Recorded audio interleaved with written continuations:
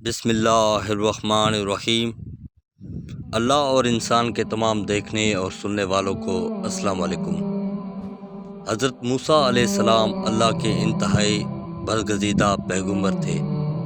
آپ کو موسیٰ کلیم اللہ اسی لیے کہا جاتا تھا کہ اللہ تبارک و تعالیٰ سے کوہ طور پر جا کر بات کیا کرتے تھے۔ آپ علیہ السلام کا ایک امتی تھا جو بہت زیادہ غریب تھا۔ اس کے گھر کئی روز فاقے رہتے تھے۔ ایک مرتبہ اس کی ملاقات حضرت موسیٰ علیہ السلام سے ہوئی۔ وہ کہنے لگا، اے موسیٰ علیہ السلام، آپ کلیم اللہ ہیں۔ جب اس بار آپ کوہ طور پر اللہ سے ملاقات کو جائیں گے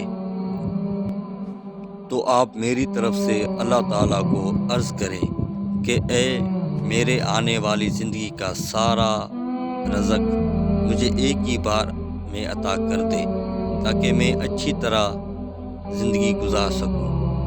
حضرت موسیٰ علیہ السلام نے اس کی فریاد اللہ کی خدمت میں پیش کی۔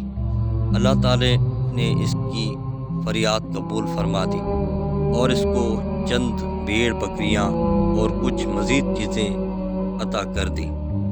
اس کے بعد حضرت موسیٰ علیہ السلام اپنے روزانہ کے کاموں میں لگ گئے۔ پھر کچھ عرصہ گزرنے کے بعد حضرت موسیٰ علیہ السلام کو وہ بندہ یاد آ گیا۔ آپ علیہ السلام نے پوچھا کہ پتہ کروں کہ اس کا کیا بنا۔ جب اس کے گھر میں آئے تو آپ علیہ السلام نے دیکھا کہ اس نے عالی شان مکان بنا۔ اس کے گھر میں مہمانوں کا عرش لگا ہوا تھا، دسترخوان بچھے ہوئے تھے، انواع و اقسام کے کھانے میں رکھے ہوئے تھے۔ سب کھا پی کر الحمدللہ کہہ کر مزے اڑا رہے تھے۔ حضرت موسیٰ علیہ السلام یہ منظر دیکھ کر بہت حیران ہوئے کہ آخر یہ کیا ماجرا ہے۔ کچھ دنوں بعد کوہ طور پر اللہ سے ملاقات کی تو اللہ پاک نے فرمایا، اے پروردگار عالم، آپ نے اس بندے کو جو رزق دیا تھا وہ تو بہت کم تھا، لیکن آج اس بندے کے پاس کئی زیادہ نعمتیں ہیں۔ یا اللہ، میں یہ سمجھنے سے قاصر ہوں، بے شک آپ خوب جانتے ہیں۔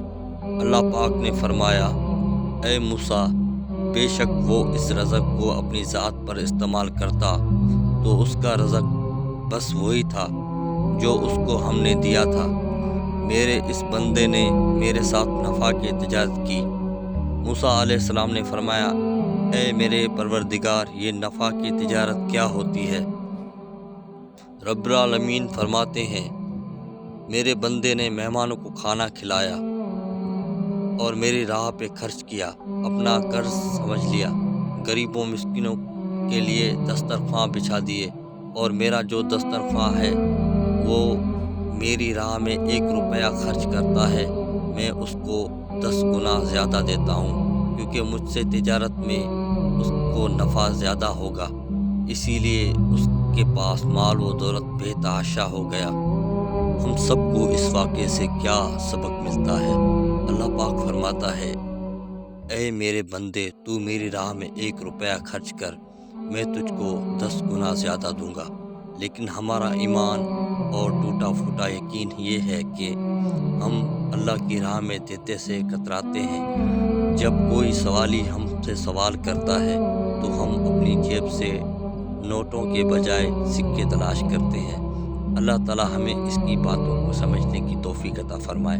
آمین ثم آمین۔ خدا حافظ۔